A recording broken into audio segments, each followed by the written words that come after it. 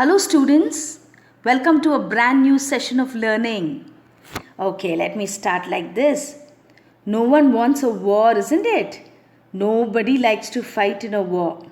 See, if two nations can sit together and find a solution instead of fighting with each other, that could save a lot of lives, no? And that's exactly the thought that has been reflected in this story. The best Christmas present. Okay, but before that, let me introduce you to the author. The author is Sir Michael Morpurgo.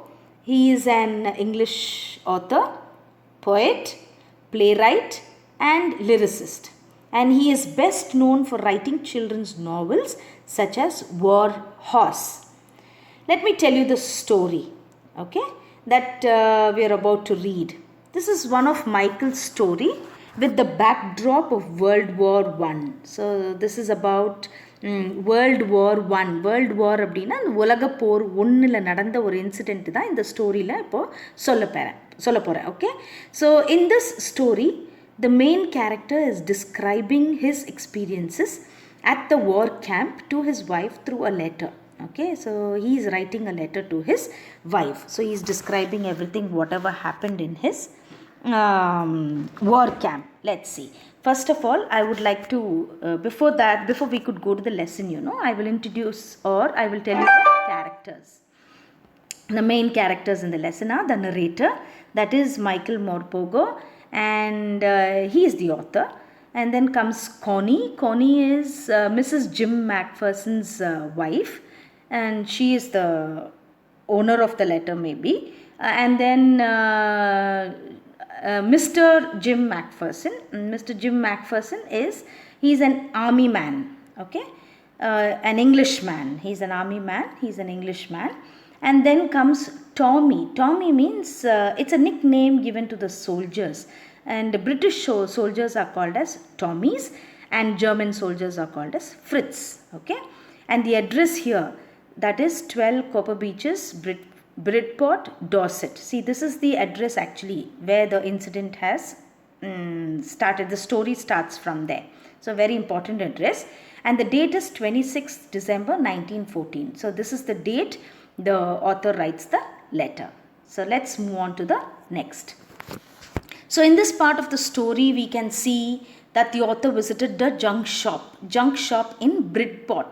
Junk shop abdina, it is a place where the old things are sold, second hand alla. So people go to buy that, he had spotted a roll top desk in the shop and he wanted to buy it.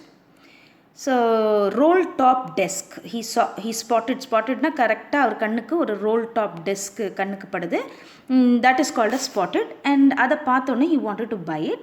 And you know what a roll top desk is? It is a desk with a flexible sliding cover. அப்படி மேலே அப்படி தூக்குனா நிறைய drawers இருக்கும். So that kind of a desk. And it is very expensive because it is from the 19th century and it is made of oak, because it's an antique piece, yeah. So antique na very old one, so certainly it will be expensive, okay. So but it is not in a very good condition. One of his legs were shaking and burnt marks were there. So still he wanted to buy. Who? The author. And he thought that he will repair it, he will restore it means he will repair the desk. Okay, so eventually he bought the roll top desk and began working on it on Christmas Eve na before the day, that is Christmas udiya previous day evening, that is called as Christmas Eve, and at that day he started to work on it. So he removed the roll top completely and pulled out the drawers. Since the veneer had off at many places, the author thought that it was damaged due to exposure to water. So what he does, he started to repair, and the veneer na, that upper layer of the furniture, have you seen the decorated part, wood? So that all that was come out because it was exposed to water, exposed to fire and all that, because it was burnt. It had come out. It was not in a very good condition. Okay, and then what he did, but there was one last draw which was stuck fast and wouldn't come out easily. So the author removed it forcibly. So one drawer was very, very tight, and so he had to remove it forcibly. He pulled it, and when he opened it, it flew open, and he could see a very shallow place or a secret place madri he saw under it. Oh, it was a secret drawer, Guess what was there? There was something inside that. When he saw, what he saw was, he took out a small black tin box, and on top of that tin box there was a note that said, Jim's last letter received Jan 25th, 1950, to be buried with me when the time comes. So there was a note being written on the box. That was Jim's last letter, it seems, and it was written. There was a date given, that is Jan 25th, 1915, and it also said that it has to be buried and when the time comes. Okay. Now it was certainly a very bad habit, to read somebody's letter. But what makes the author is curiosity.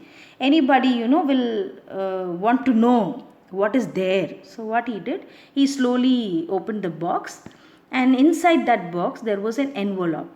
And on the envelope, there was an address given.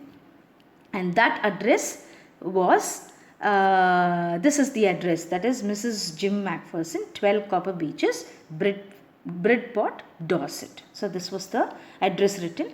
And the author opened the letter, which was dated December 26th, 1914. So it's very exciting, right, to know what is written in the letter.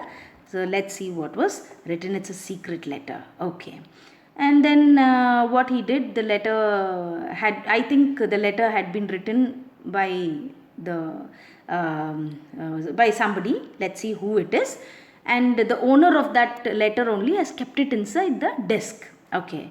The letter was written by the captain of the English army. So this letter was written by whom? The captain of the English army. So this Jim Macpherson was his name. Jim Macpherson is a captain or the head of the army. From which army? He is from the English army. And he had written it to his wife Connie. His wife's name is Connie. And it was a wonderful incident that he has written. What happened on the battlefield on Christmas Day. See, they were all on the battlefield when? On the Christmas Day, that is a festival day, and they had to be on the battlefield. They were fighting. There was a war that time.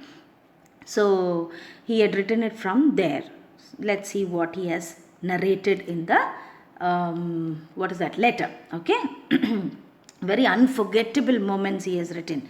Let's see what are those unforgettable moments. The English and the Germans were at war, it seems.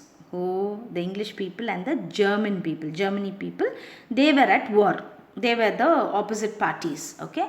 So the two armies stood in their respective trenches. Trenches, na, see, there is a picture given. Trenches, na, it is actually a long deep ditches in the ground where the soldiers hide themselves from the enemy. So both of them were there on the no man's land. No man's land abdina, it is a piece of land which falls in the middle of the borders of two countries. Rendu countryக்கு middle vara or land, that is called as no man's land. So they come and battle over, they fight over there. And suddenly what happened, that was a Christmas Day, isn't it? So suddenly what happened, Macpherson could see something. What he saw was, he saw white flags waving, okay, from the enemy side. From whose side? Enemy na yare? German soldiers.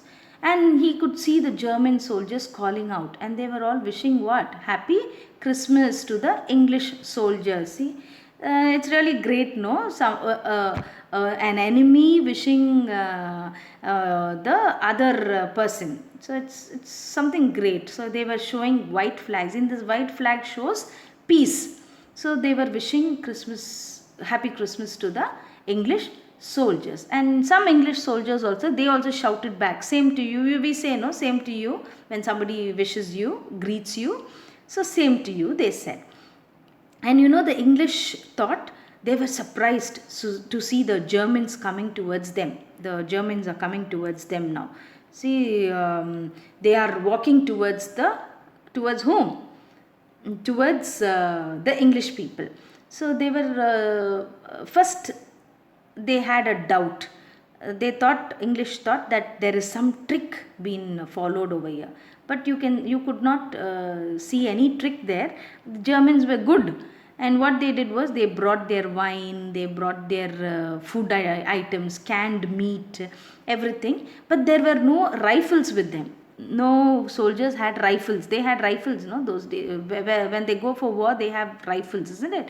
They had no rifles. But what they did, they started to come with their wine, with their food and all that, and they started to hug each other.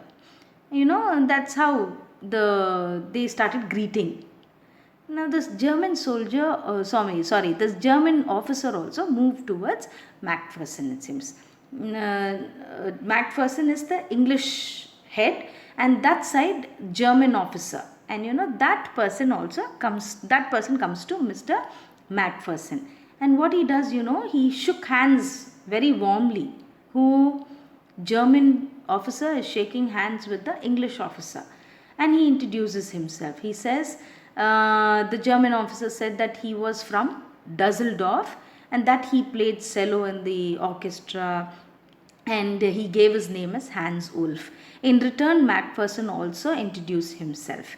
He said that he was a school teacher from Dorset. Okay, so they are introducing each other. You know what?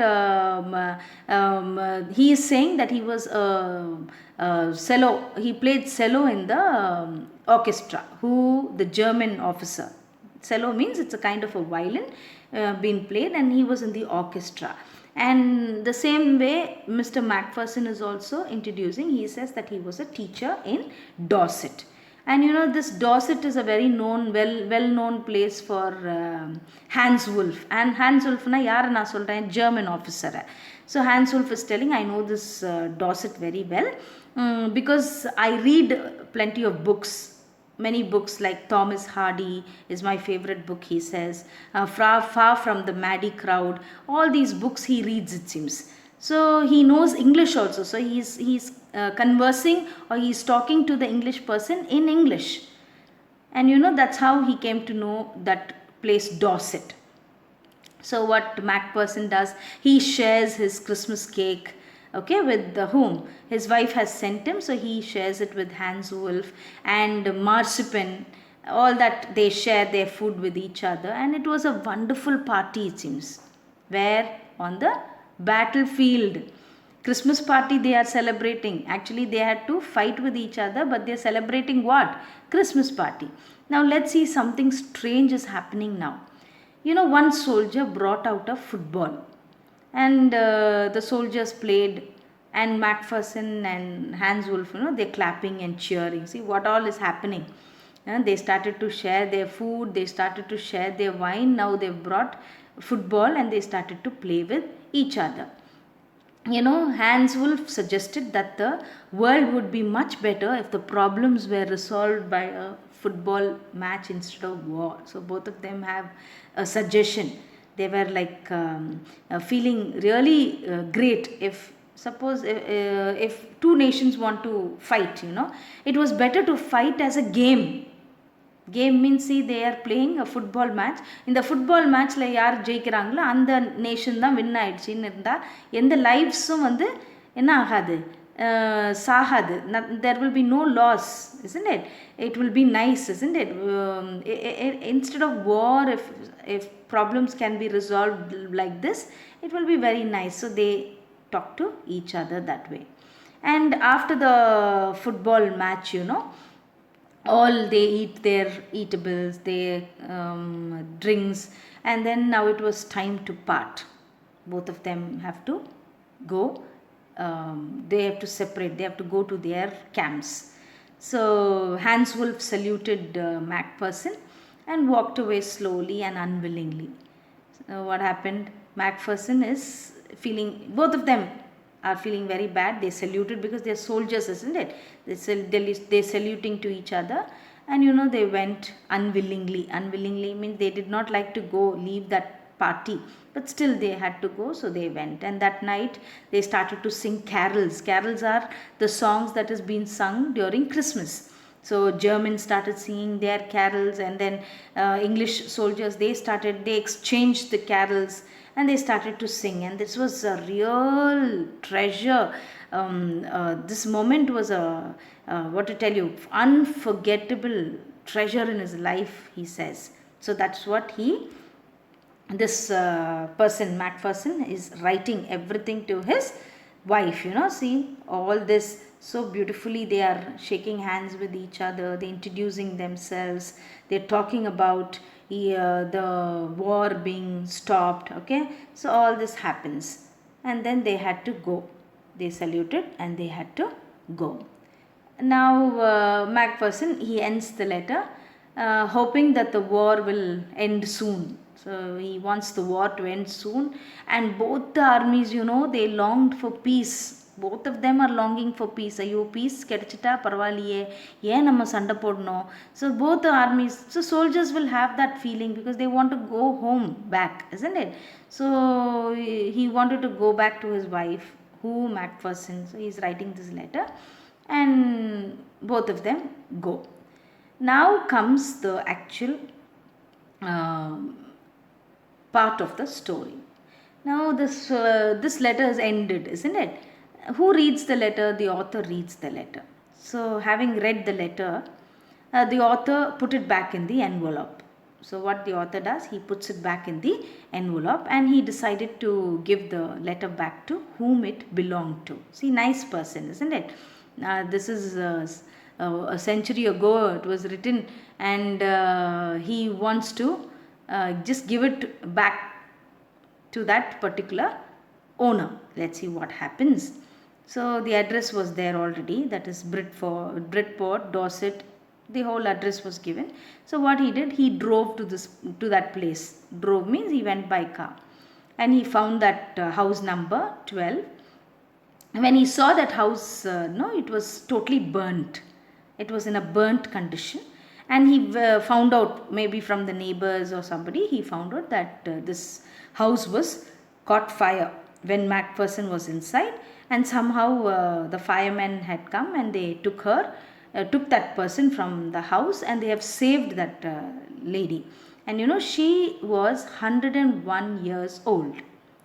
Now she was in a nursing home. So because the house got burnt, they had rescued, the lady was rescued from that house, and she was taken to a nursing home. So he goes in search of that lady. So he goes to that nursing home. He meets the matron, that is the head, the nurse, and there she told that Macpherson is there. She's confused a little bit because it got burnt. She was in that trauma means and the fright and the shock la irundanga.